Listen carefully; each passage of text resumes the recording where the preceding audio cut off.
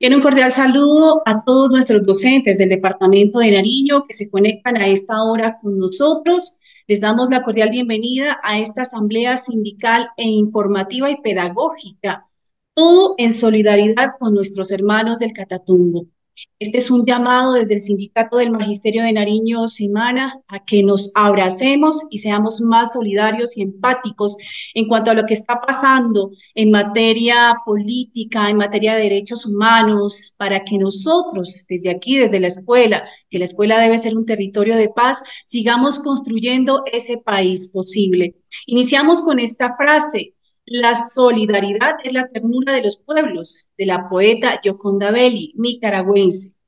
Dentro de ello se encuentra como derecho humano beneficiarse por igual de una sociedad internacional, armoniosa, con orden político y económico, que a nivel internacional sean respetados esos derechos como seres humanos que somos. Saludamos que nos acompañan a esta hora a nuestros directivos, el presidente Gerardo Coral, también está con nosotros la directiva Amparo Jiménez, secretaria de Comunicaciones, y el docente César Agustín, nuestro directivo, secretario de docentes 1278. Entonces les doy la palabra a ellos para que saludemos esta asamblea informativa e interemos a los docentes. ¿Por qué se realiza esta asamblea virtual?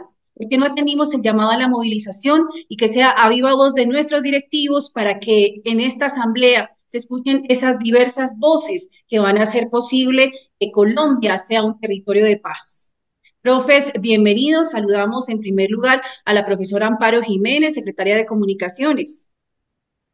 Muy buenos días para todo el Magisterio de Nariño, un saludo combativo.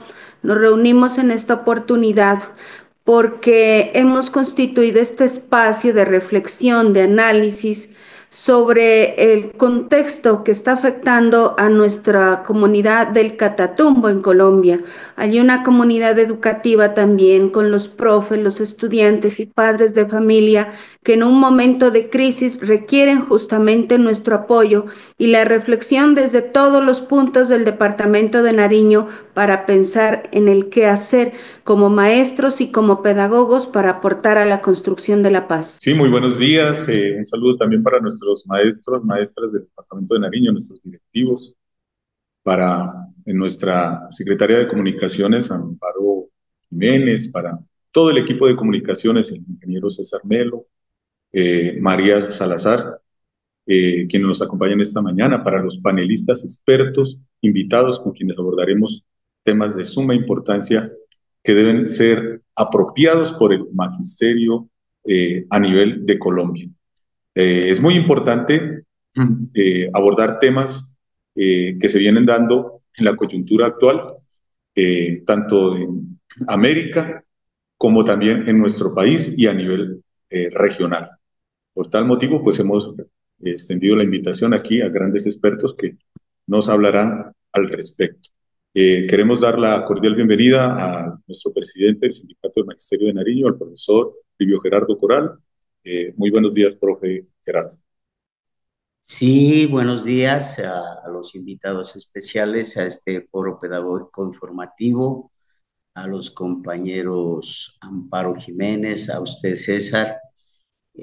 Pues un saludo fraterno y combativo de parte de los 15 directivos y 5 delegados de Semana, reunidos el día 27 de enero, después de analizar la circular emanada por FECODE. Acordamos no participar de la movilización, ya que la invitación era que era una movilización masiva y pues de acuerdo a las condiciones regionales pensamos que no había esas garantías de participación.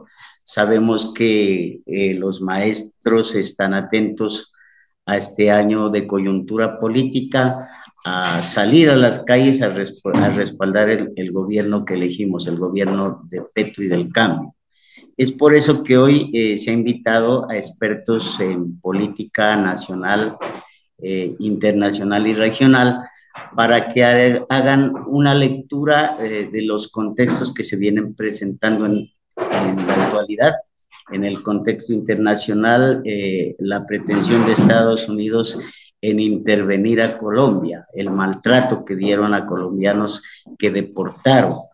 A nivel nacional, el conflicto grande que se vive en el Catatumbo y del cual está siendo afectada la población civil, con la cual nos solidarizamos. Y a nivel regional también los conflictos que se vive en los municipios de Cordillera, como Sotomayor, como el Piedemonte Costero también, donde también está afectada la población civil. Nuestra solidaridad como organización sindical.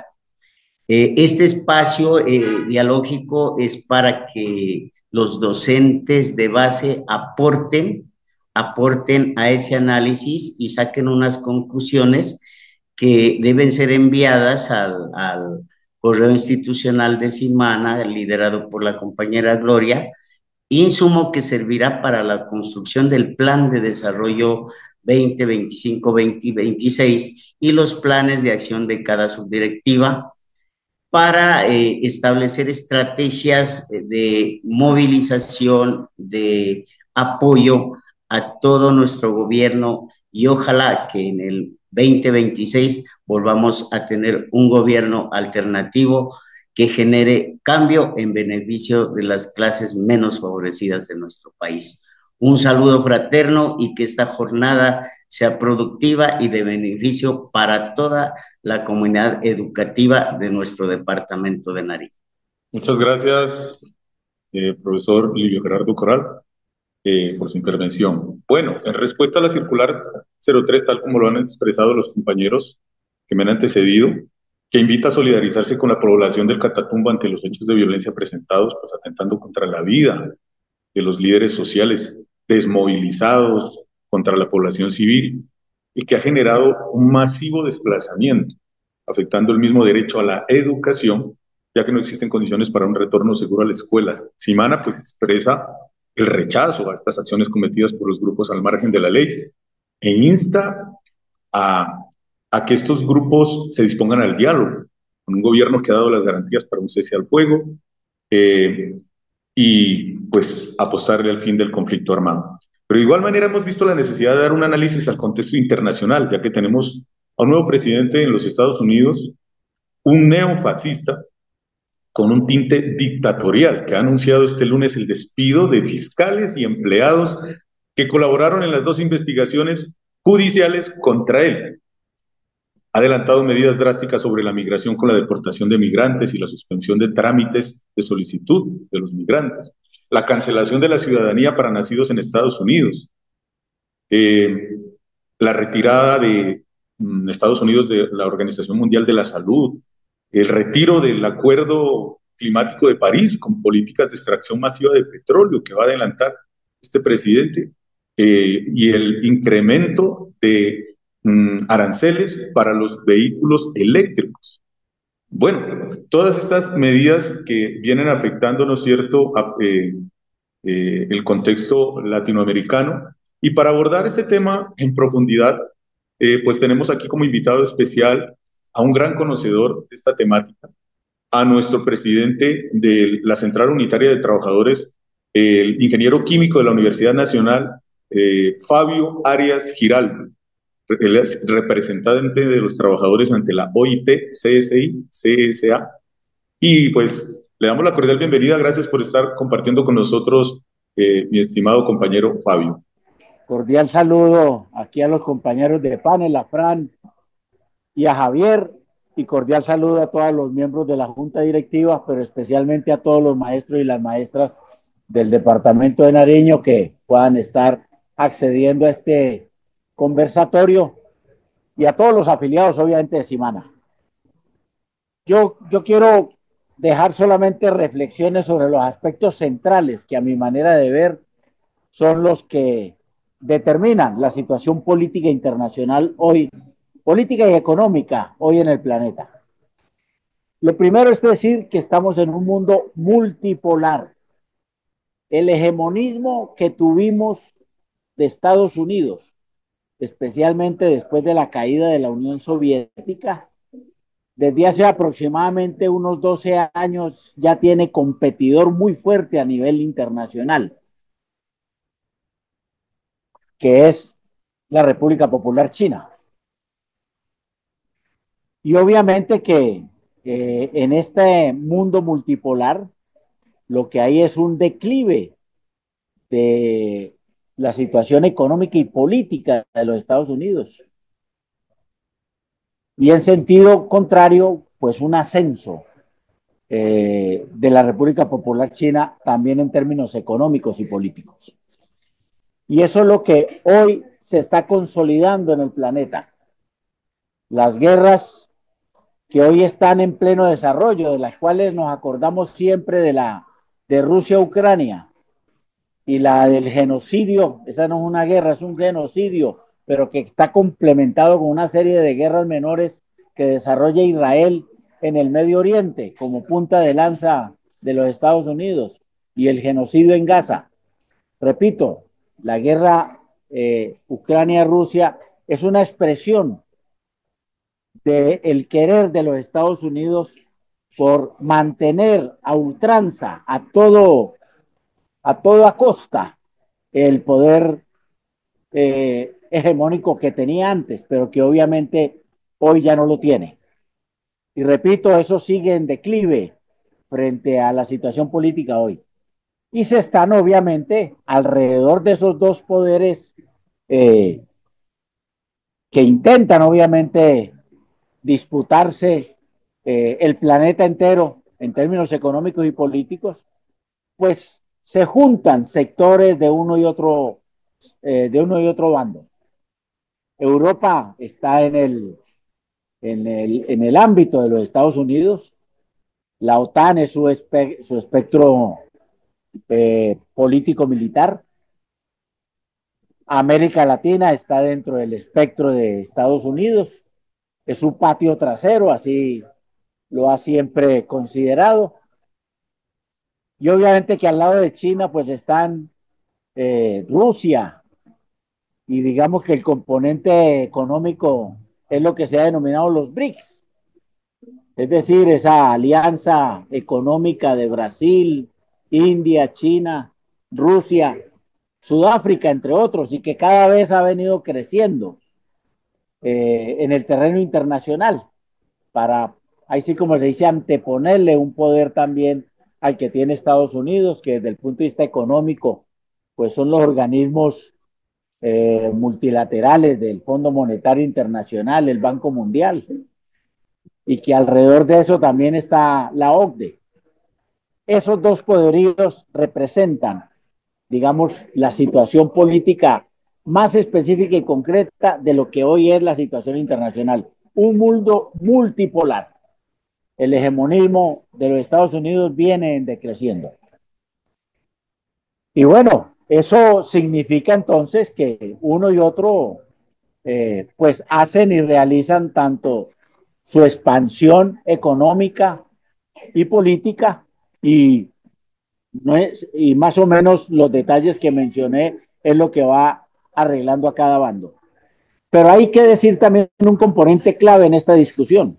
El mayor poderío económico y militar en el mundo lo sigue manteniendo Estados Unidos. Estados Unidos representa el 37% en términos militares del gasto que se hace, de todo el gasto militar que se hace en el planeta. Es decir, es una muestra representativa. Y eso está distribuido a lo largo y ancho del planeta. Hay cerca de 800 bases militares norteamericanas en todos los continentes, rodeando a China, a Rusia. Bueno, los hemos visto ahí en el Mediterráneo, en el canal de Suez, sitios estratégicos, donde hay un sitio estratégico de la geopolítica, ahí hay una base militar norteamericana. Repito, representan el 37% del gasto militar en el planeta. Y el segundo gasto militar importante, pues el de China, que todavía sigue siendo escasamente la mitad del que tiene Estados Unidos, a pesar de que obviamente el número de ciudadanos que componen China es el triple de lo que es Estados Unidos. En ese plan se mueve exactamente, repito, la situación internacional, un mundo multilateral. El segundo aspecto que quiero señalar es la llegada de Trump a la alta dirección del gobierno de los Estados Unidos, es decir, de esta de este sector imperialista de los Estados Unidos hoy es dirigida por un fascista. Esa es una situación que hoy representa el otro aspecto que quiero destacar en esto de la situación internacional. Viene existiendo un mayor desarrollo de las fuerzas de la extrema derecha y del fascismo en el planeta. Y hay obviamente que una combate y una lucha permanente, una pugna de los sectores democráticos y progresistas, pues por no dejarse arrinconar por estas expresiones del fascismo, en términos políticos ya.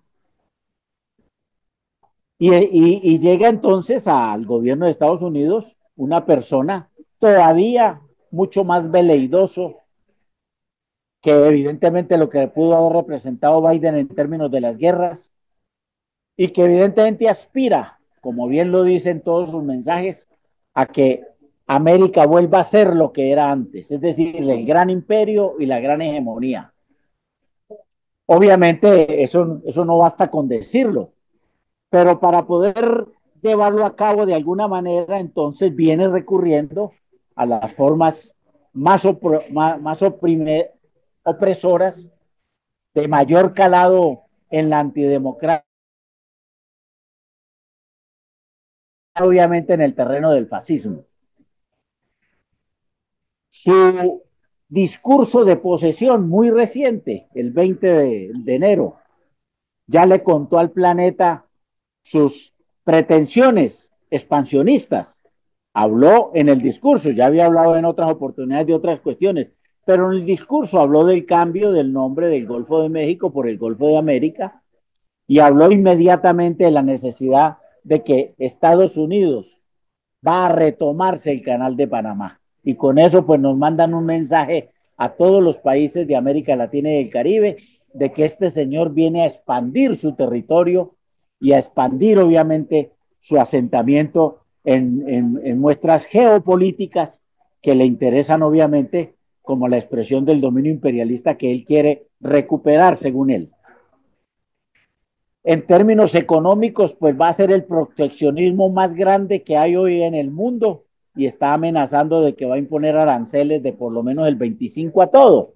Es decir, esa vieja política neoliberal de evidentemente mantener amplias las fronteras y libertad para todas la libre circulación de mercancías. Este señor va a imponer otra situación sobre la base de que va a proteger toda la economía norteamericana. Eso es un aspecto también significativo de lo que está diciendo. La otra tiene que ver con el tema de la crisis climática. La crisis climática, es decir, esto es un fenómeno que está destruyendo la naturaleza y se coloca como un fenómeno que puede inclusive destruir el planeta y destruir la especie humana. Sin embargo, este señor ha dicho que esos son, ahí sí como se dice, sandeces de algunos personajes que no quieren que Norteamérica se vuelva nuevamente el poderío que tiene, y lo entiende exactamente como una forma de control a ellos, y por tal motivo tomó la decisión, como ya lo anunció en su posesión, de volver al oro líquido, es decir, al petróleo como el sustento fundamental de toda la actividad de todas las necesidades energéticas que necesita Estados Unidos para avanzar. El otro tema pues es el de los inmigrantes, y ya pues de eso ya no hay, en este punto no hay mucho que decir, porque ya recibimos una experiencia directa de lo que va a hacer de lo que está haciendo con los inmigrantes y de lo que hizo con los inmigrantes en Colombia. Y el otro tema, pues es el tema de la política antidrogas de los Estados Unidos, que va a seguir siendo el viejo modelo de la persecución y la prohibición, modelos ya definitivamente fracasados en el planeta, que no han determinado nada distinto, sino a generar políticas de persecución, de dominación y de intervención por parte de los Estados Unidos en los países donde se producen dichos estupefacientes. Estos son los aspectos centrales de los anuncios que hizo Trump el día de su posesión.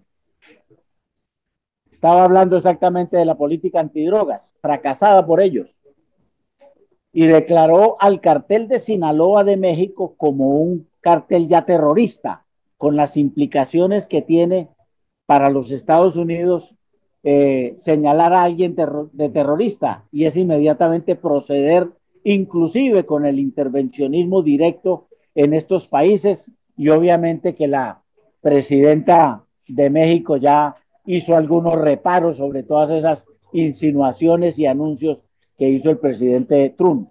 Y termino con lo de Colombia, ¿sí? El presidente Petro ha tenido una posición contraria a la política que en Estados Unidos hoy dirige Trump sobre el tema de la crisis climática. Por el contrario, ha sido un líder mundial que ha intentado poner en todos los escenarios mundiales el tema de la crisis climática y la necesidad, obviamente, de modificar la matriz energética, cambiando especialmente la utilización de combustibles fósiles por otro tipo de otra matriz energética. En el tema de los inmigrantes, pues ya tuvimos, ahí sí como se dice, una experiencia reveladora aquí en nuestro país de lo que es eso, pero mostró exactamente de que Gustavo Petro es un líder que es capaz, sin lugar a dudas, de ponerle cara a estas dificultades y a esa política fascista que desarrolla Trump sobre el tratamiento a los inmigrantes en los Estados Unidos. Y tercero, el tema del control de las drogas, de los cuales de alguna manera va a estar relacionado inclusive con el tema del catatumbo, pero serán expresiones y necesidades que quien se refiere a los temas nacionales podría de pronto precisar algunas cosas a ese respecto. Aquí solamente lo que quiero decir es que quienes pensábamos que íbamos a tener encontrones con Trump, pues no nos demoramos ni 8 días para evidentemente mostrar los dientes de este señor y la actitud que va a tener hoy en todo el planeta. Petro le puso, así como se dice, cara al problema y levantó la condición de la dignidad de los colombianos. Lo significó inmediatamente una retaliación del poder imperial y todos los temas que dijimos, aranceles, todos estos temas que dijimos de los aranceles, de la eliminación de visas, de la situación evidentemente de castigar a nuestro país con medidas de bloqueo económico, cuando empiezan a hablar de los controles financieros, comerciales y obviamente bancarios y de crédito para el país, pues muestran exactamente qué es lo que pretende hacer el señor Donald Trump en todo el planeta, pero especialmente en el terreno que nos toca aquí en América Latina. De tal manera que yo creo que estos son los aspectos centrales de la situación de hoy que ya empezamos a vivir en Colombia y que lo que vivimos el domingo durante todo el día mostró evidentemente cómo va a ser toda la problemática que no solamente Colombia, sino todos los países de América Latina vamos a tener frente a este señor, lo cual inmediatamente requiere que los gobiernos, las naciones y los pueblos de América Latina y del Caribe construyamos un frente y una unidad para poder resistir frente a todos estos anuncios de los Estados Unidos. Ahí termino y recibo su pregunta, César. Muy bien por toda esa disertación que nos permite obtener nuestro compañero Fabio Arias, presidente de la CUS Nacional.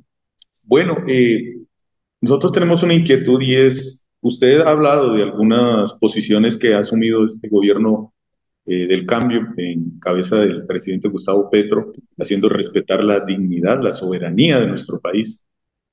Pero frente, digamos, a estas medidas que intentan generar desestabilización, no solamente en Colombia, sino en América Latina, con la deportación de nuestros connacionales y todas estas medidas radicales que se han mencionado en esta mañana. ¿Cuál es esa posición que debe asumir el gobierno progresista que le apuesta a la paz? Nosotros sabemos que Petro tiene una reunión con el CELAC en Centroamérica este próximo 30 de enero. ¿Cuál es la posición que debe asumir este gobierno que está en construcción de una paz duradera y que le está apostando a la transformación social en un país que ha sido afectado por estas mismas medidas imperialistas neoliberales? Sabemos bien que lo que está pasando en el Catatumbo y que más adelante vamos a abordar, pues es también consecuencia de ese tipo de medidas que vienen de países como Estados Unidos. Bueno, tengo una mala noticia. El evento que se iba a desarrollar del CELAC,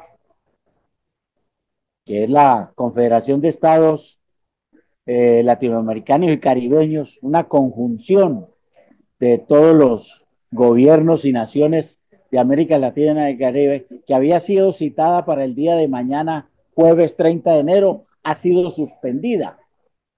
Esa es una mala noticia porque este era un momento, ahí sí como se dice, en caliente, de empezar a configurar ese realinderamiento y ese frente unificado de los países de América Latina y el Caribe.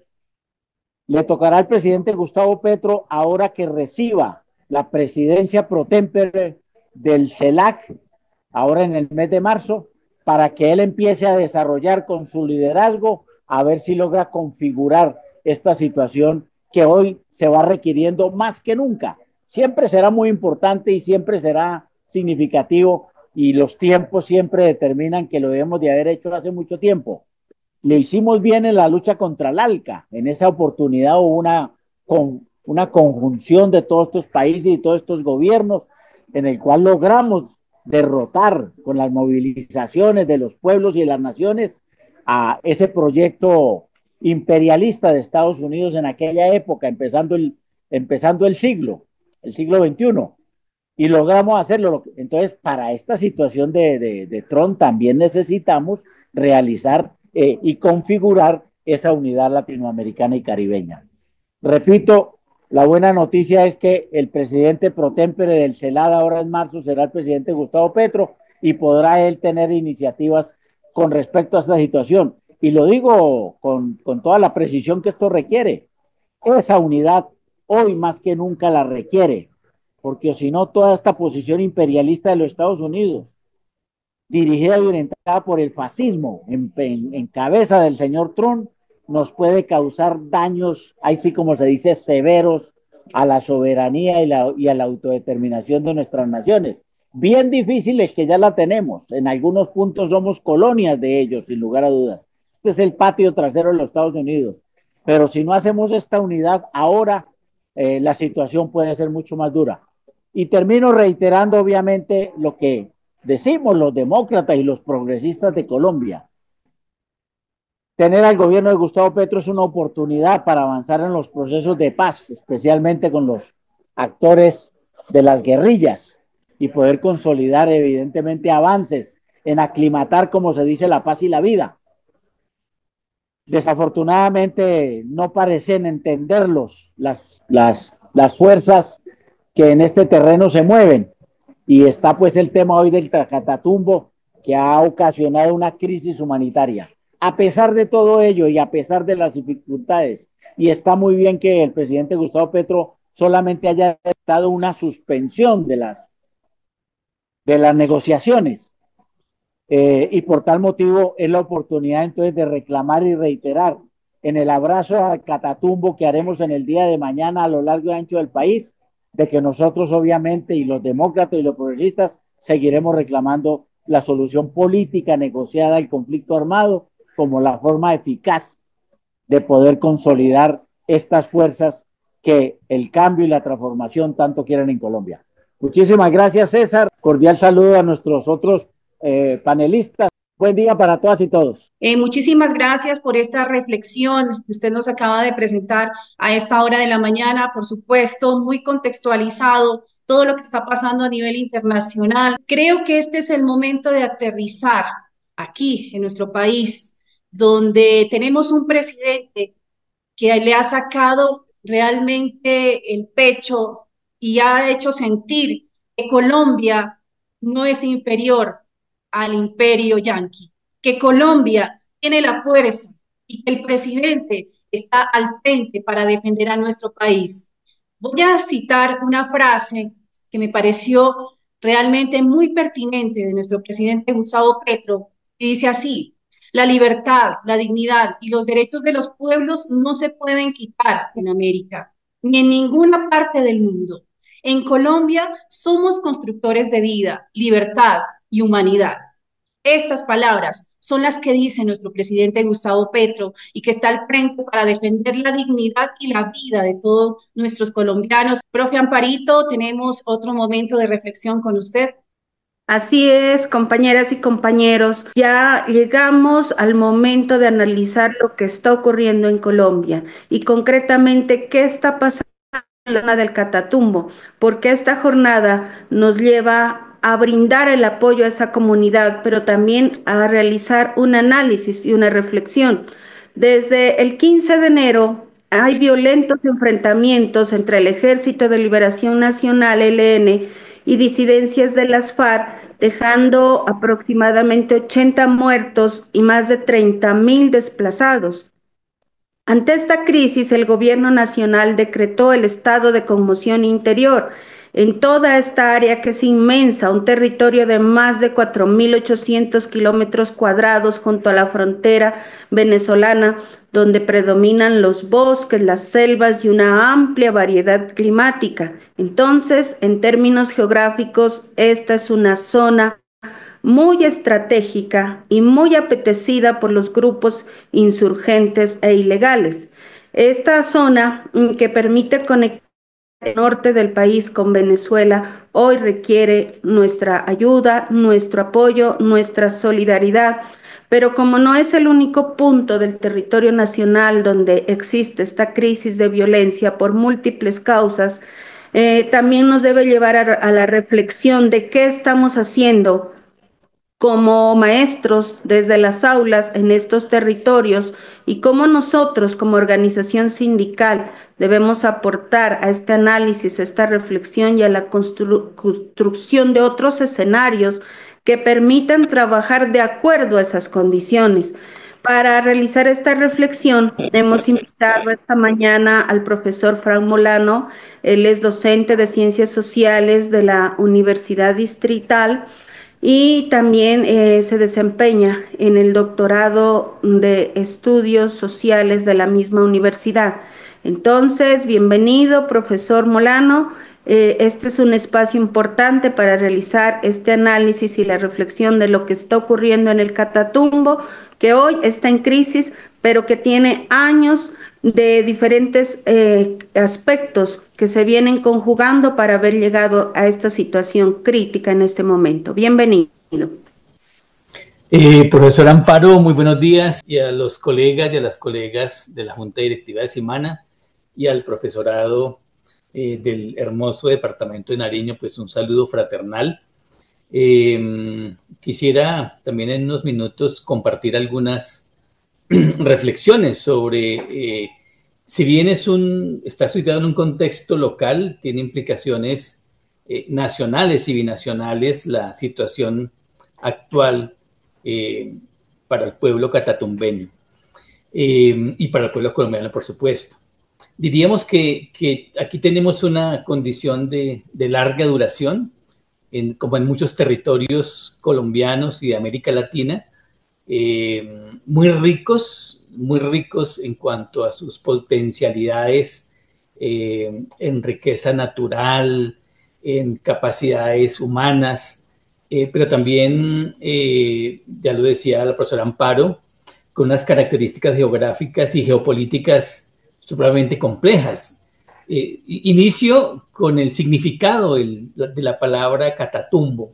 Es una palabra de origen barí, del pueblo barí, que ocupó, aún quedan sobrevivientes del genocidio barí de hace ya casi un siglo, y para ellos la palabra Catatumbo significa casa del trueno, y no es gratuito porque este es un río que está un poco más grande que el en Nariño nos familiarizamos con el río Patía, que atraviesa el sur del Cauca y el norte de Nariño, que tiene 400 algo de kilómetros.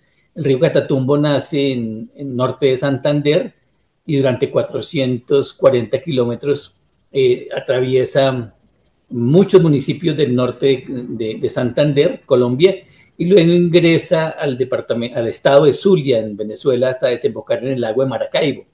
Esta cuenca y el lago de Maracaibo es una de las regiones donde hay más tormentas eléctricas en el mundo. Por eso los indígenas le llamaban al nacimiento del río y a la cuenca del río la casa del trueno, que es un fenómeno natural importante que caracteriza a la región y que ha marcado gran parte también de su historia.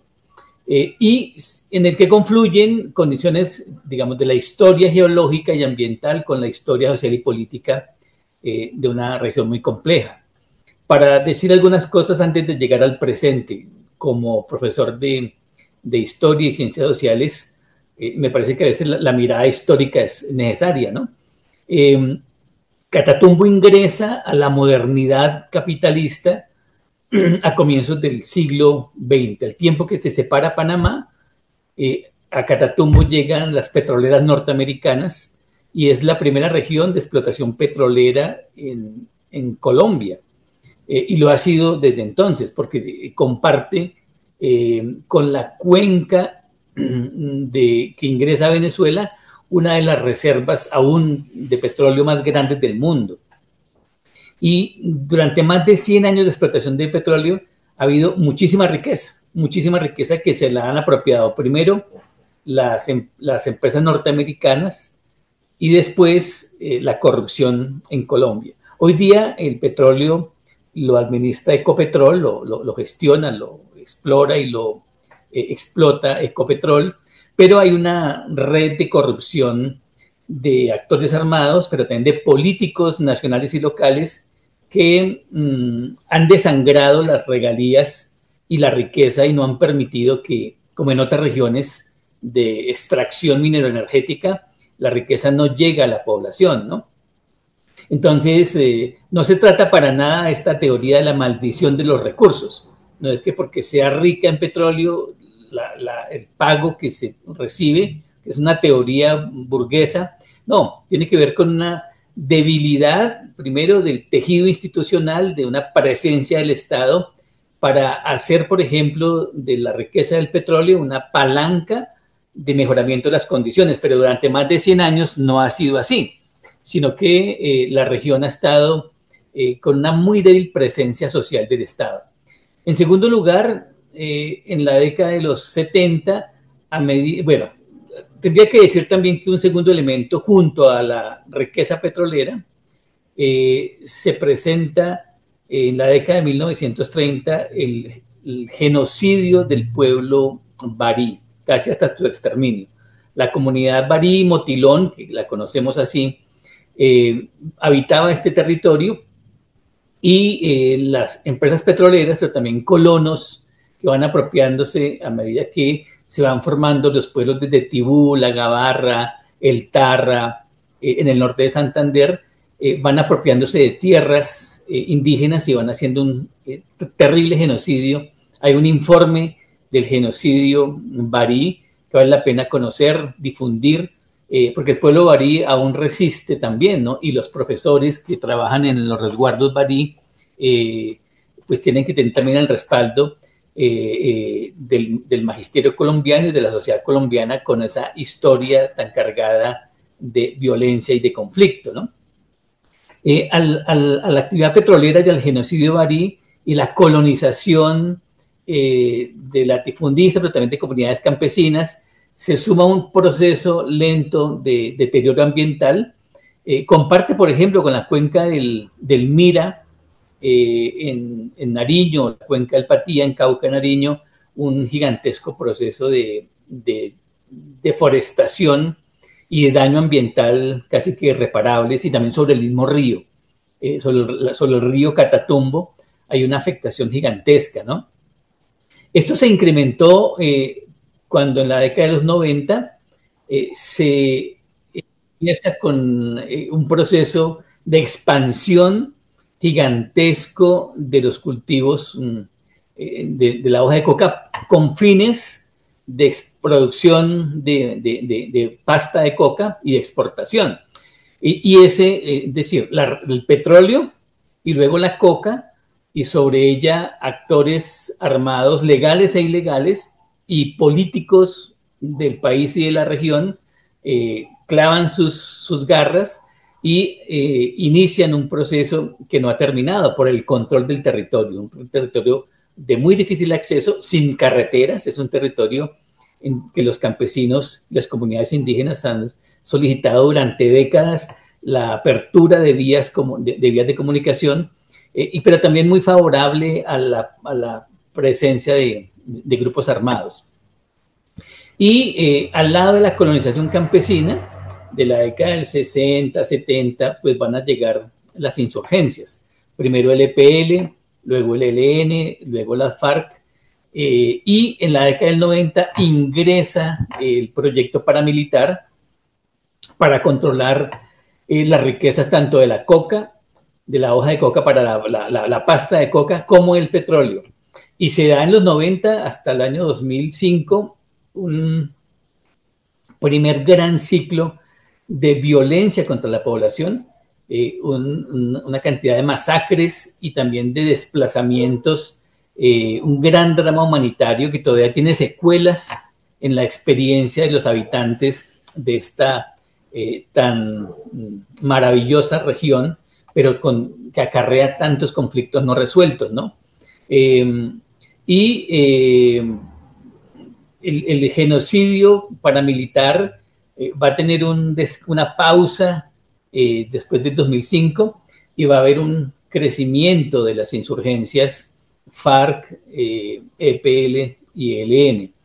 Con el acuerdo de paz con las FARC, una gran parte de la guerrilla insurgente abandona, se desmoviliza, ingresa al proceso de paz, pero surgen en el territorio un sector de las disidencias. No olvidemos que hoy por lo menos hay de las dos grandes disidencias está las disidencias del Estado Mayor Central y el Estado Mayor de Bloques, que además están enfrentadas entre sí. En el caso del Catatumbo, el Frente 33, que de hecho lo escuchamos en sus comunicaciones que brindan los líderes de esta insurgencia, que consideran que ellos no ingresan al proceso de paz porque lo ven muy complicado y que si no había una inversión real del Estado, pero sin duda también, y eso hay que decirlo, hay unos entramados económicos de las insurgencias en este territorio, porque además del control de lo que llaman ellos el impuesto al kilo de producción de coca, para base de coca, también hay la disputa por el control de la gasolina que sale, que circula por toda la región y que va hacia la costa. Cuando uno va hacia la costa caribe colombiana, encuentra todos estos pimpineros que comercializan. Gran parte de este contrabando de gasolina lo tienen todavía los sectores paramilitares en la región, pero se disputan tanto con el ELN como con las disidencias de la FARC, porque es una renta multimillonaria. Y a su vez, el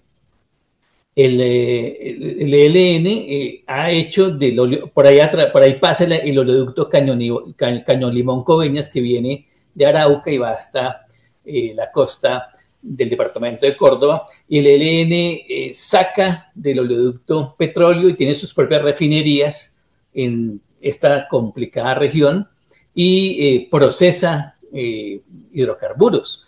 Y entonces hay unas rentas de una economía ilegal, y a la vez que hay una presencia de insurgencia, sin duda hay un tejido comunitario que ha surgido entramado en esta historia de conflictividad, pero no necesariamente todo vinculado a las insurgencias. Lo que pasa es que en las lógicas de la guerra, tanto el Estado colombiano y sobre todo porque la presencia del Estado colombiano está de dos maneras. Muy fuerte, la región está llena de bases militares, y entonces la mayor presencia que ha tenido el Estado en los últimos 50 años ha sido militarizar la región, y en ese sentido, en la lógica militar, la población es vista como base social del enemigo por parte del ejército. Por eso una operación militar, y Petro ha sido muy prudente en que debe ser una operación de carácter humanitario, porque fácilmente el ejército ha operado en otros momentos en la idea de que campesinado y población organizada y procesos comunitarios organizados, todos son base guerrillera, y ha contribuido y contribuyó junto con los paras al exterminio y al desplazamiento forzado de la población. Entonces, para sumarle lo complejo, pero no solamente actúa con esa lógica. Desafortunadamente, diríamos que en el último periodo, pese a que digamos, hubo unos pocos años de paz en el Catatumbo, y es uno de los centros del proyecto de paz total, que es un anhelo de la sociedad colombiana. Nosotros como académicos defendemos la apuesta de una paz total, que sabemos que va más allá de la desmovilización o de la reincorporación a la vida civil y política de las insurgencias y otros actores armados, sino que tiene que ver con la posibilidad de que los tejidos sociales comunitarios puedan tener soberanías territoriales, participar democráticamente sin estar sometidos al terror o a la esclavitud que imponga actor armado, ¿no?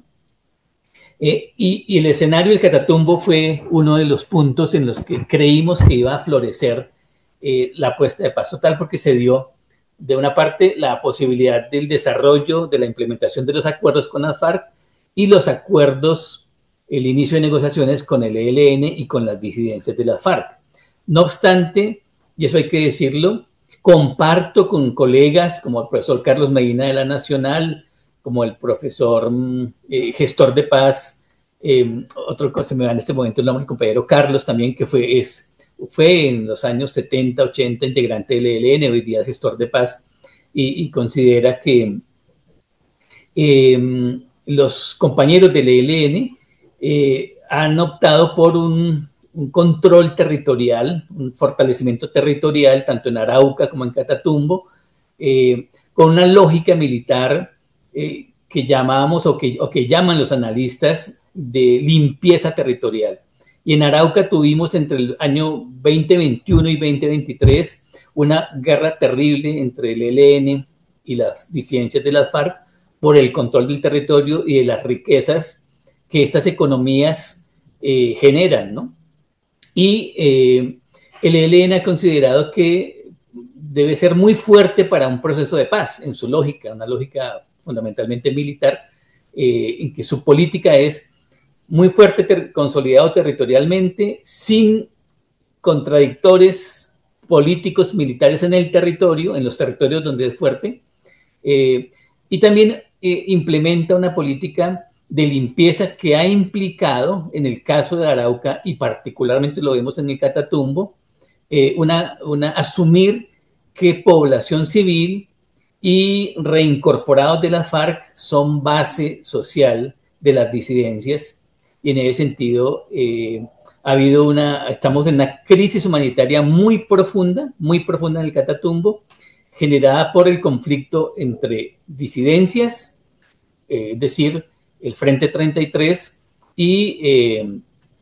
las tropas del ELN, que ambas consideran que la base social, el campesinado,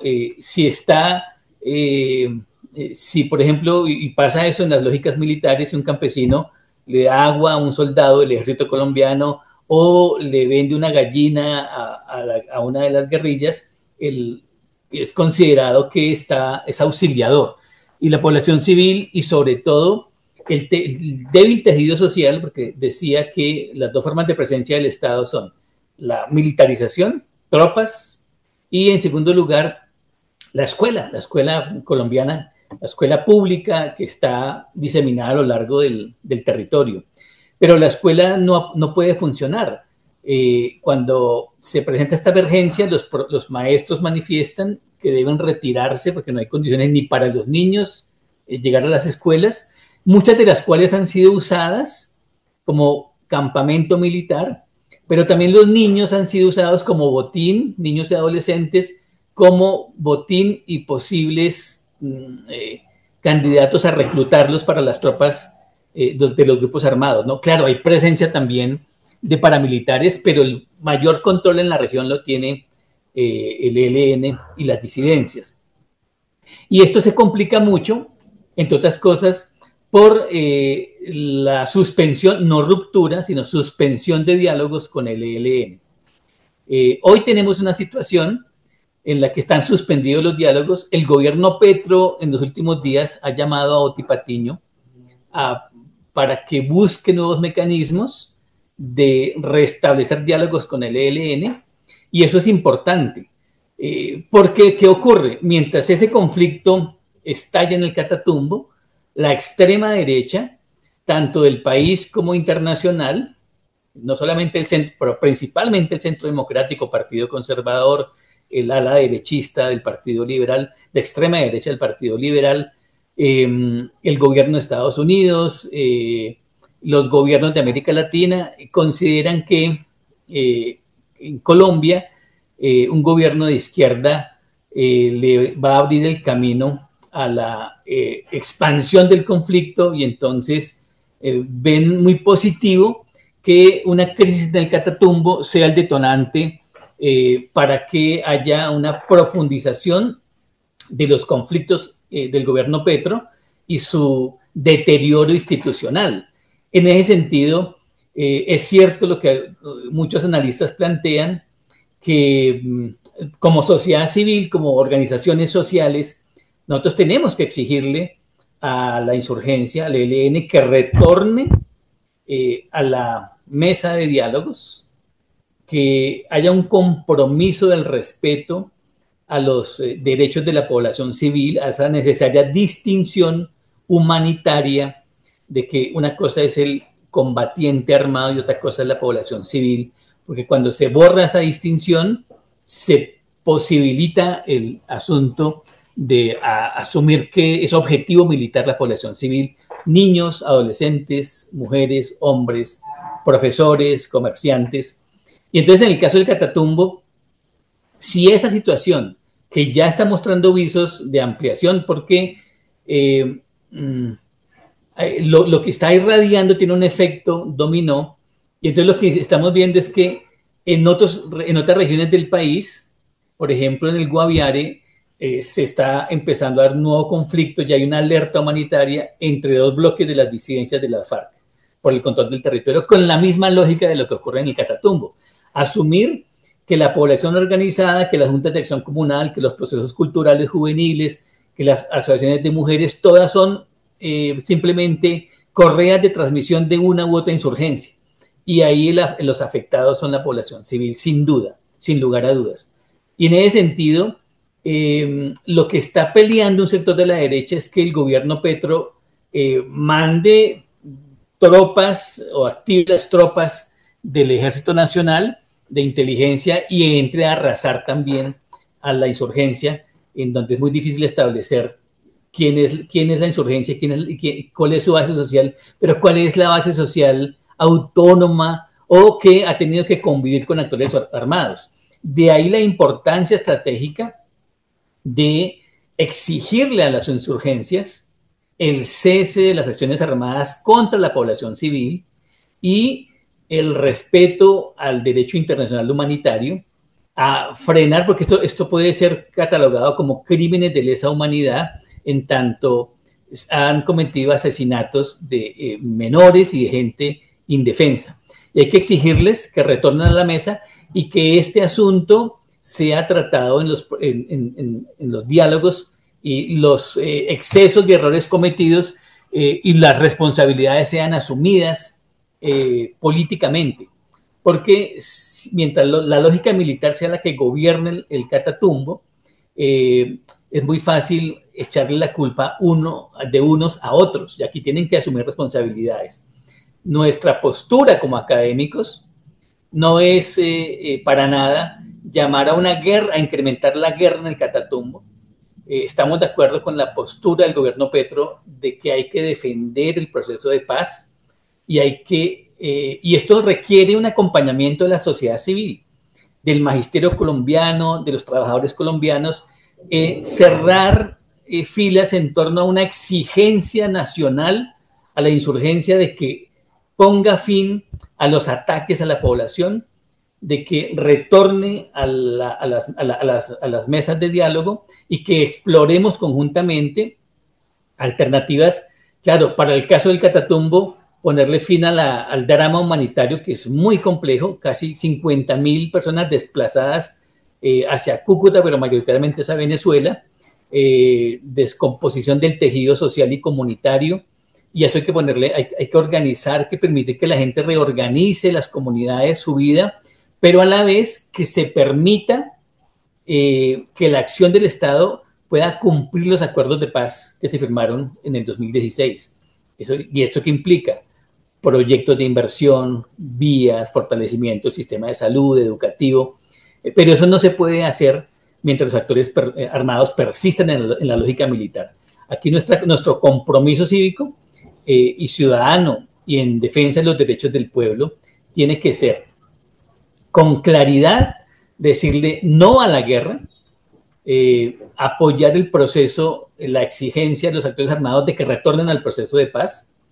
Y sin duda es importante que este gobierno pueda contar con ese respaldo, no porque sea la panacea en el mundo, tampoco es así, claro, hay una cantidad de errores, pero es una oportunidad histórica que si la desaprovechamos, sin duda la exacerbación del conflicto armado en territorios, Guaviare, Catatumbo, ojalá que no pase eso, no se extienda más allá de lo que hay en el Cauca y, por ejemplo, a nuestro departamento de Nariño, porque es la perfecta justificación de que se requiere, aquí es un gobierno de mano dura y que la mano dura es la que resuelve todos los problemas. Bueno, para terminar mi intervención, diría que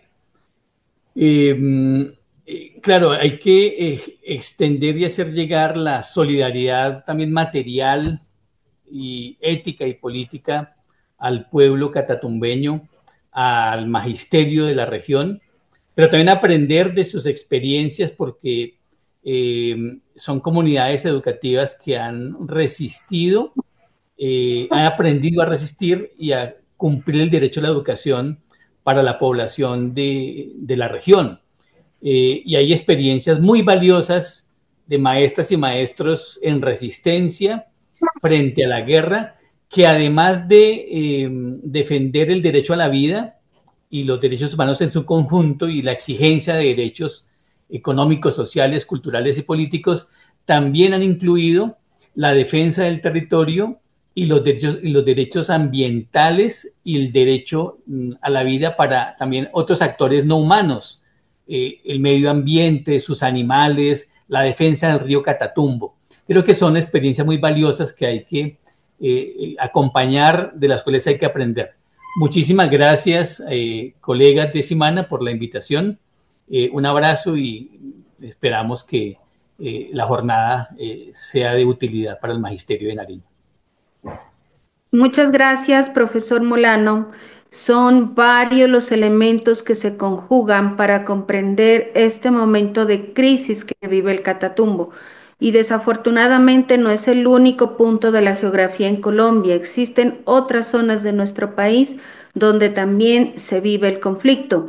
Y es importante destacar que en los gobiernos anteriores estas han sido zonas olvidadas. Hoy el gobierno del cambio se hace presente con múltiples iniciativas, pero también es importante comprender que en tan poco tiempo no se pueden llevar el 100% de los cambios. Es un trabajo comunitario, es un trabajo de inversión de recursos, pero si desde los diferentes ámbitos se hace la reflexión y el análisis, van a poder conjugar fuerzas para ayudar a construir esa paz que se necesita en todos los territorios de nuestro país. Justamente vamos nosotros llegando al contexto de nuestro departamento de Nariño.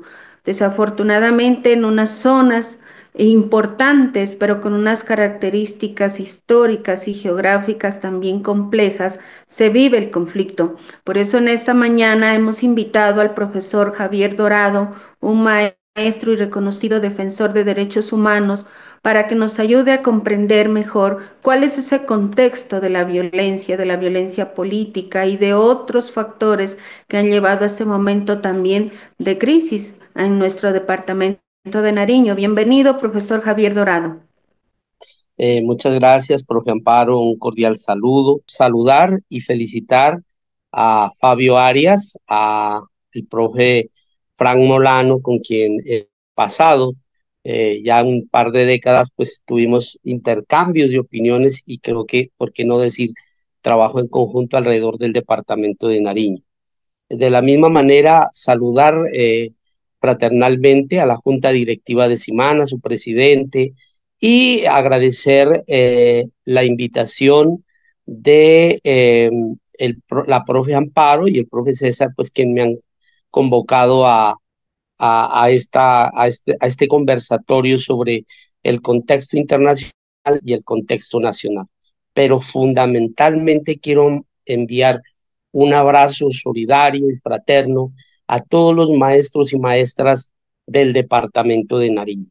Bueno, lo primero que tengo que decir que estoy en el cierre de la 20 asamblea de los 20 años, además del movimiento de víctimas de crímenes de Estado acá en Bogotá, y pues eso nos ubica en la realidad de nuestro país, contado con los nexos internacionales, como muy acertadamente lo hizo el compañero Fabio Arias, presidente de la CUN Nacional, pero también ese contexto territorial del Catatumbo, como lo hace el profe Fran Molano, el maestro, pero que además logra enlazarlo al final con algunas cuestiones regionales. Mire, yo lo primero que quiero decir y es que tanto Fabio Arias como el profe Molano al final de sus intervenciones han dicho una cosa concreta.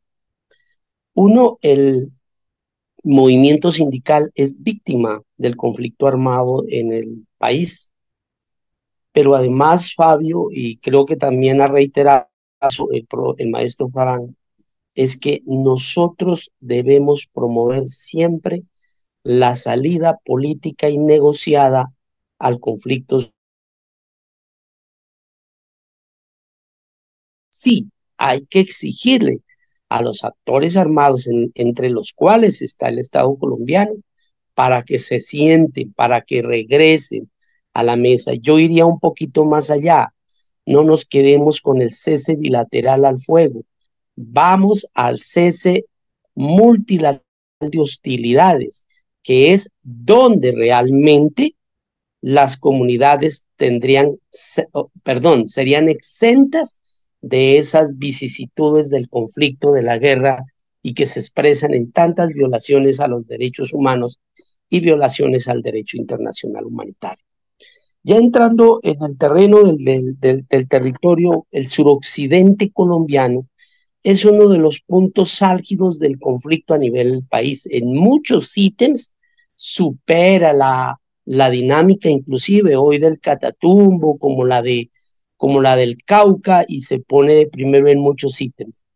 Para hacer un análisis de contexto en el marco del conflicto, lamentablemente, toca hablar de algunas cifras que son dolorosas, son frías, y para eso yo solo me voy a referir a una fuente que está siendo consultada a nivel internacional, nacional, y por todos los entes gubernamentales, que es Indepaz. Este informe habla de elementos en el marco del conflicto que pasan entre 2016, una fecha clave que es la firma del tratado, perdón, el proceso de paz entre las extintas FARC y el gobierno de Juan Manuel Santos. Entonces, mire lo que se presenta.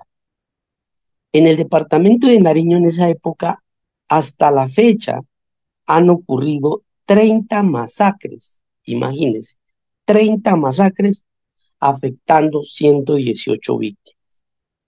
El 27% de la población colombiana, 445.858, de un total de la población en Nariño de 1.631.117.000, han sido víctimas del conflicto armado de diferente manera. El 27% de la población nariñense ha sido víctima directa del conflicto armado. Hasta la fecha han sido asesinados 43 firmantes de paz. Y esto aún es grave, y no porque los otros no lo sean. 130 líderes han sido asesinados en Nariño entre el 2016 y el 2024. 39 defensores de derechos humanos. 39 defensores de derechos humanos, siendo Tumaco el municipio con mayor índice de asesinatos. Y entre los sectores se destacan el sector indígena y el sector de comunidades negras, donde más se presentan estos hechos. Otro flagelo monstruoso que deja la guerra, que son las víctimas de minas antipersona. Mire, tenemos 172 víctimas de minas antipersona. 13 de ellos son menores de edad. 13 de ellos menores de edad.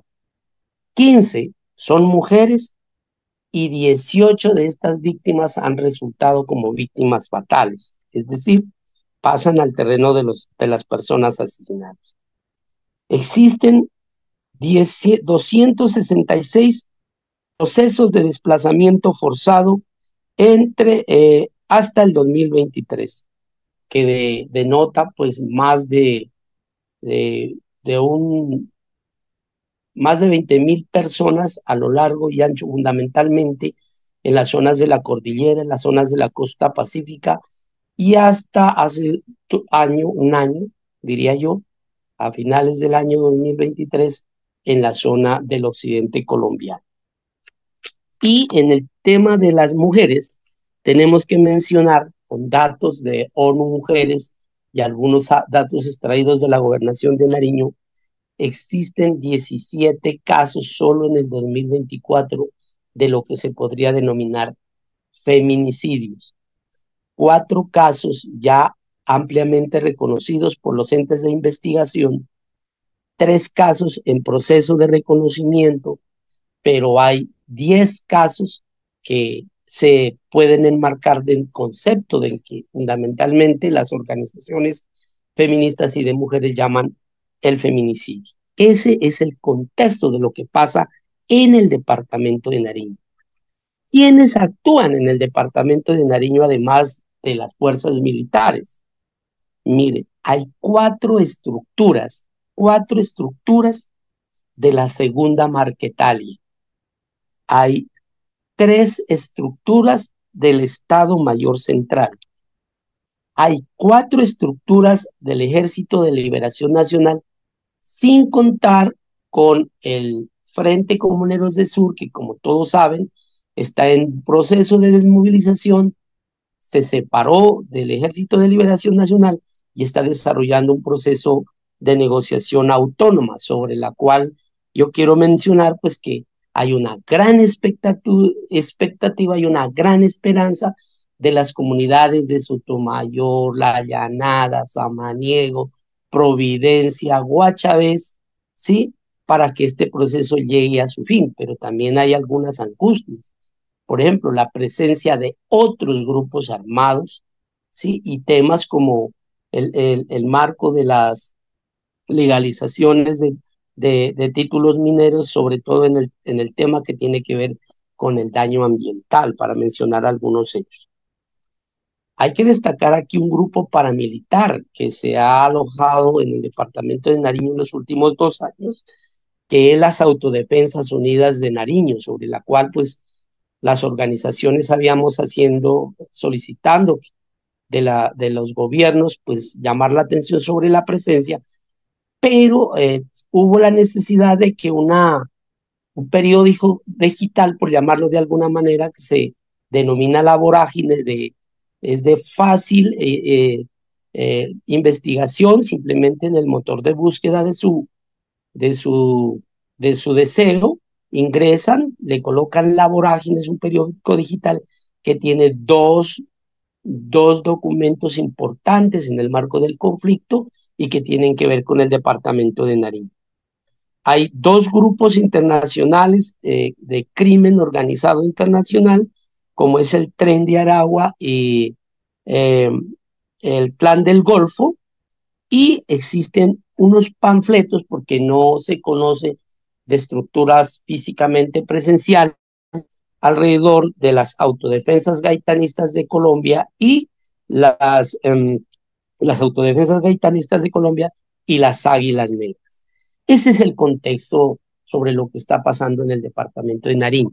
Y para mencionar es lo siguiente, uno destaco, pues yo quiero destacar indudablemente el proceso de negociación que llega al gobierno, pues tengo entendido, obviamente, con el Frente Comuneros del Sur, está también algunas conversaciones con un escenario de la segunda Marquetalia y con los comandos de frontera, porque estos comandos de frontera tienen su actuación más en la zona del Putumayo, pero pues tienen incidencia en la zona de frontera con el municipio de Ipiales, específicamente el sector de Jardines de Sucumbíos. Aparte de eso, pues tengo que mencionar, por ejemplo, en el ámbito educativo, la zozobra que existe en territorios fundamentalmente como los municipios de la cordillera, donde ha habido un despoblamiento de los centros educativos por el temor al reclutamiento, bien sea que los jóvenes y las señoritas, por algún tipo de motivación, toman la disposición a los grupos o porque hay reclutamiento forzado. Entonces, muchas versiones de docentes en situación de amenaza y desplazamiento del territorio han mencionado ese problema, pero además también el despoblamiento de docentes que han salido amenazados por el temor de sufrir un riesgo letal en el marco de esos conflictos.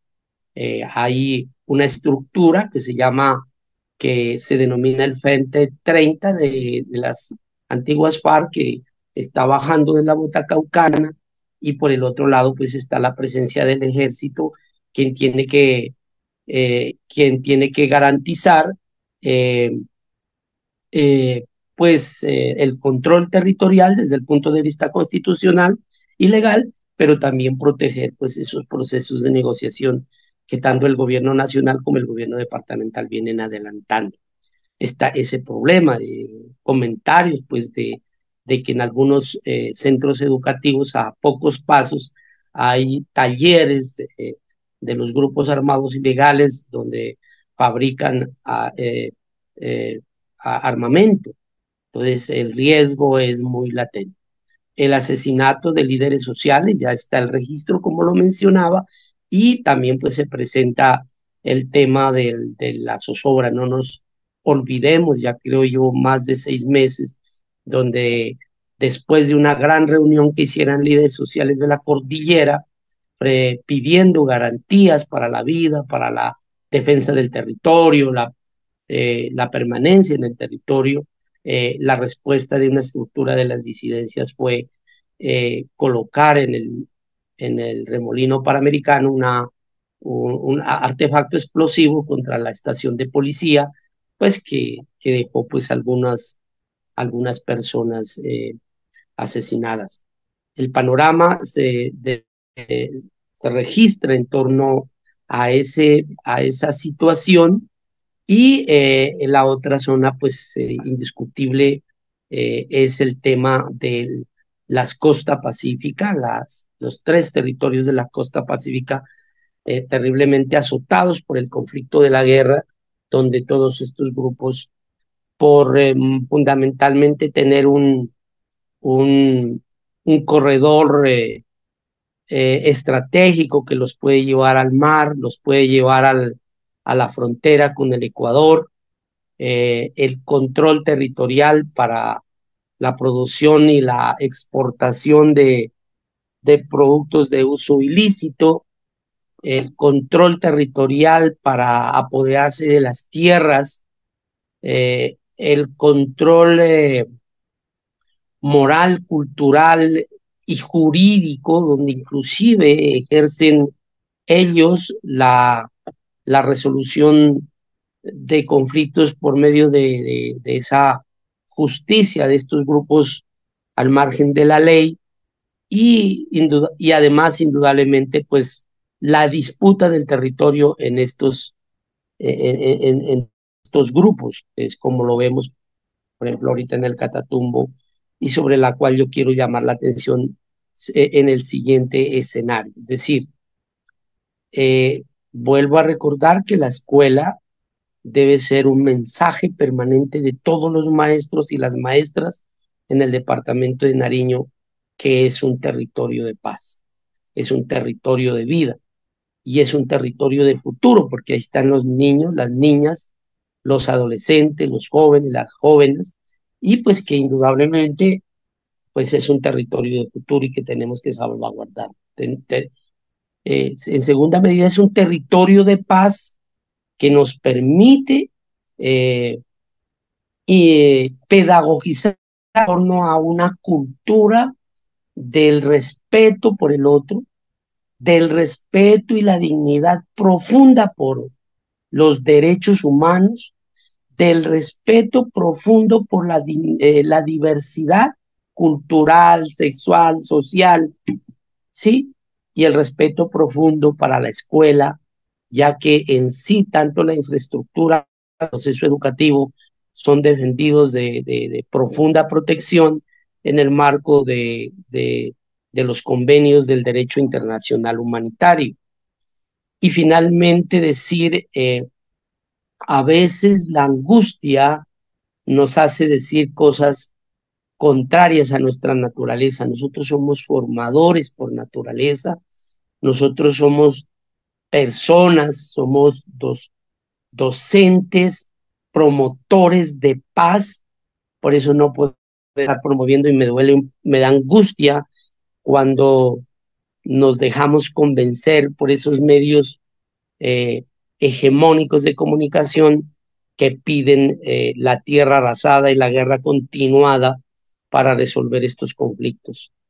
Históricamente ha dicho, y no lo hemos dicho nosotros, que no ha sido posible que el Estado pueda vencer a la guerrilla militarmente, pero también se ha dicho que la guerrilla tampoco ha podido vencer al Estado militarmente. Entonces, ¿cuál es el escenario que nos queda?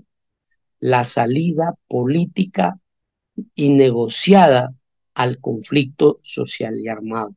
Mire, el periodo que tanto como con el MC, con la Segunda Marquetalia, como el Ejército de Liberación Nacional, realizó los procesos de cese bilateral del fuego, determinó la disminución tanto de confrontaciones como de afectaciones territoriales, ambientales, como la pérdida de vidas humanas. Y nosotros no nos podemos alejar de eso. Decir que nosotros tenemos que ir un poquito más allá. Y la paz no la podemos pedir en la lógica de los grupos armados, pero tampoco en la lógica del Estado. Afortunadamente estamos en un Estado o en un gobierno del cambio, pero no podemos quedarnos ahí. La sociedad civil, las organizaciones sociales, las organizaciones sindicales, el movimiento educativo, el movimiento sindical, debe hablar de hacer un debate en torno a la paz a partir de una salida política y negociada al conflicto armado, definiendo claramente el tipo de paz que queremos. Ese es el escenario que yo les permito brindar. No quiero despedirme sin plantear la angustia que está sufriendo el Magisterio de Nariño alrededor de esas políticas un poco improvisadas de la Secretaría de Educación Departamental y posiblemente las municipales alrededor del proceso de reestructuración educativa, pues que está generando mucha incertidumbre en los docentes y las docentes alrededor de su posible estabilidad laboral en los centros educativos. Y sobre eso indudablemente debe haber una postura sindical muy clara, muy definida, defendiendo la planta docente, defendiendo la planta docente, defendiendo los escenarios, defendiendo abiertamente la lucha sindical y como tal, pues los permisos sindicales de los directivos y otros escenarios y mencionar eso. Y finalmente un llamado muy fraternal, como crítica personal, el Sindicato del Magisterio de Nariño, no en la anterior asamblea, sino en la pasada, donde se modifican estatutos, pienso yo, en mi opinión, cometió una ligereza al desaparecer la Secretaría de Derechos Humanos de Simana. Mire, el conflicto continúa y es necesario que esta Secretaría vuelva a renacer, no adscrita a otra, sino con esa posibilidad propia que tenía, lo que nos garantizaría pues hacer más efectiva esa defensa de los derechos humanos ante el Departamento de Nariño y a nivel nacional. Yo con esto termino, les agradezco infinitamente, les mando un saludo muy grande y fraterno y un abrazo total a todos mis compañeros y compañeras maestros del Departamento de Nariño. Muchas gracias, profesor Javier Dorado. Pues utilizando una frase coloquial, hemos cerrado con broche de oro esta jornada con su intervención porque aterrizamos en el contexto de nuestro departamento de Nariño, donde, como usted bien lo ha manifestado, también existe una crisis que no es de este momento, una crisis que se ha venido fraguando desde años anteriores por múltiples elementos o factores que allí se entrelazan. Y por ello es importante en este momento emitir unas conclusiones después de haber escuchado estas tres importantes intervenciones, una reflexión sobre el contexto internacional, luego lo nacional, en el Catatumbo, hasta llegar a nuestro departamento de Nariño. Digamos que aquí hemos tenido los elementos de una importante clase de ciencias sociales, ¿no? Que es importante que los compañeros de esta área trabajen y reflexionen en sus aulas de clase, porque estamos trabajando justamente con los niños y jóvenes de muchas de esas comunidades golpeadas por las dificultades de violencia, de económica, de las situaciones socioemocionales que no brindan pues las condiciones que deben darse para un normal desarrollo del trabajo educativo y donde pues muchos y la mayoría de nuestros compañeros trabajando en estos territorios viven dificultades, pero la responsabilidad y el compromiso es grande, es inmenso y muy valorable para seguir enfrentando ese día a día en medio de las vicisitudes, pero también que nos debe brindar elementos para reflexionar sobre qué escuela necesitamos, qué elementos debemos aportar a nuestras comunidades para ayudar a solucionar este conflicto, para ayudar a construir la paz y para evitar que nuestros jóvenes y niños caigan en las garras de estos grupos ilegales, porque a veces también ellos ven la única salida y la única alternativa a ingresar en ellos. Entonces, compañeras y compañeros, tenemos aquí unas conclusiones que antes de cerrar las voy a mencionar. Estamos sin duda en un mundo global que conecta elementos de diferente tipo, económico, político y social, y que muchas veces vienen emanados desde las potencias y los países imperialistas, pero que se ven reflejados en nuestras naciones y en Colombia también lo vivimos y lo sentimos.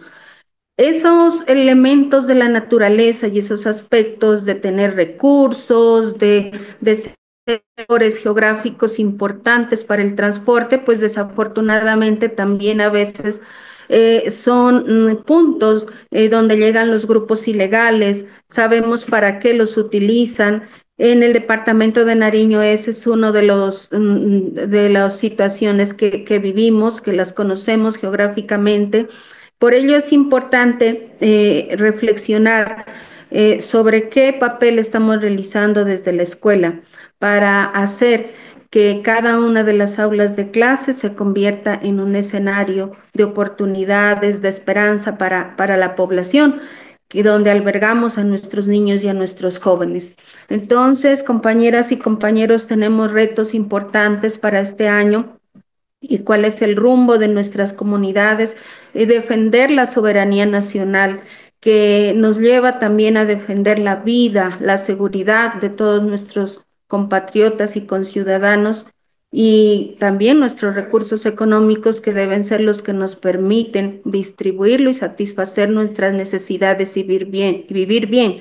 No tendría por qué existir el hambre, no tendrían por qué existir los problemas de salud, pero aquí viene justamente la reflexión para ver cuál es esa alternativa política que debemos nosotros apoyar para seguir construyendo los escenarios de paz que se dan, no solamente con la firma de un acuerdo entre los grupos insurgentes y el gobierno, sino también con acciones concretas que permite la inversión en recursos para salud, para educación y todos los servicios que necesita la población civil para vivir de una manera digna.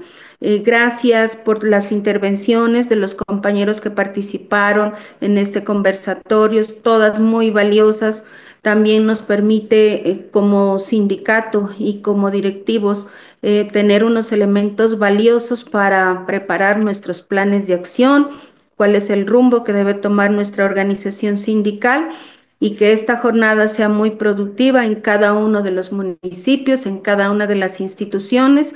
Seguiremos utilizando estos medios para llegar a ustedes con información importante que aportan el desarrollo de nuestra labor como maestros. Continuemos con usted, María. Profesora Amparo Jiménez, agradecemos este compromiso de nuestros directivos en nombre de toda la junta directiva, de los delegados. Por supuesto, se ha hecho posible este momento de pedagogía, de contextualizar desde el nivel internacional y aterrizar en lo regional, de la importancia que es fortalecer a la escuela como un territorio de paz.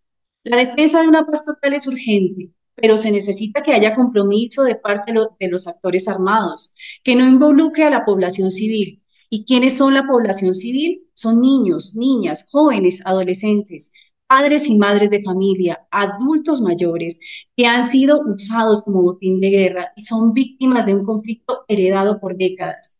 Y que los partidos políticos tradicionales de derecha lo único que buscan es hacer trizas la posibilidad de acuerdos de paz, creando una desconexión histórica entre las clases elitistas y la mayoría de la población colombiana, que son marginados y olvidados.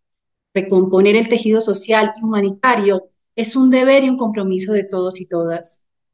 Es necesario un cese multilateral para que termine esta guerra absurda que por décadas ha envuelto el territorio colombiano. Y desde Simana queremos decirles que seguimos firmes en una lucha por el derecho a la vida y la escuela como un territorio de paz total. Queremos saber, a viva voz de ustedes, como maestros, constructores de paz desde esas escuelas, para que estos temas sean socializados con los padres de familia, con los estudiantes, y ante todo abrazamos esos territorios que siguen siendo golpeados lastimosamente por esa guerra absurda.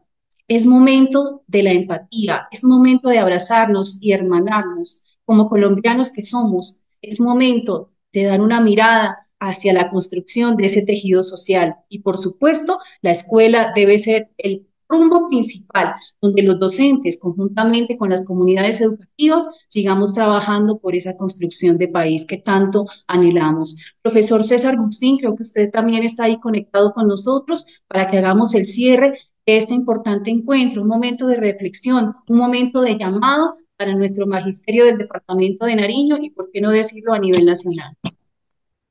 Sí, María, agradecer a ustedes, a todo el equipo de comunicaciones, a nuestros panelistas que estuvieron acompañándonos esta mañana, brindándonos esta información tan oportuna, reflexiones profundas.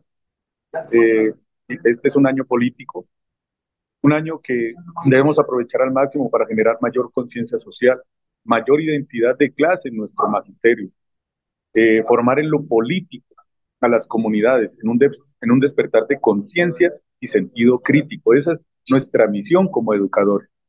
De manera que desde la escuela aportemos a la construcción de escenarios de paz, de inclusión, de justicia social. Decir que el debate sobre estas temáticas abordadas el día de hoy pues nos permite llegar a muchas conclusiones y propuestas que esperamos también se posibiliten una disertación en las instituciones educativas posterior a que observen este foro y participen de él. Ustedes nos enriquezcan con conclusiones y propuestas que nos hagan llegar y que logren hacer de nuestro sindicato un Cimana que responda con oportunidad a los nuevos retos de cambio que exige nuestro país. Gracias a todos y a todas por hacer parte de este gran espacio de formación política pedagógica. Cimana, firme en la lucha por el derecho a la vida y el respeto a la escuela como un territorio de paz. Muy buenos días para todos y todas. A ustedes, mis directivos, gracias a la Junta Directiva por hacer parte de este momento de pedagogía, momento de contextualización de qué está pasando no solamente a nivel internacional, sino también en nuestro país. Hermanar a todos esos territorios que lastimosamente siguen golpeados por esta guerra absurda. Y como usted lo ha manifestado, profesor César, es un año decisorio, es un año político, donde debemos dar la mirada realmente a querer seguir construyendo este país que tanto anhelamos los colombianos y colombianas. ¿Cuál es el país que le vamos a dejar a las futuras generaciones? Está en nosotros ser conscientes cada día de cómo actuamos, sentir, pensar y actuar. Ese es el llamado que se hace desde el Sindicato del Magisterio de Nariño, Cimana. A todos nuestros docentes, gracias por estar con nosotros. Nos seguimos encontrando en diferentes espacios. Soy lo que sostiene mi bandera, la espina dorsal del planeta en mis cordilleras. Soy lo que me enseñó mi padre, el que no quiere a su patria, no quiere a su madre. Soy América Latina, un pueblo sin pierna pero que camina. Oye, tú no puedes comprar al viento, tú no puedes comprar al sol, tú no puedes comprar la lluvia, tú no puedes comprar el calor, tú no puedes comprar las nubes, tú no puedes comprar los colores.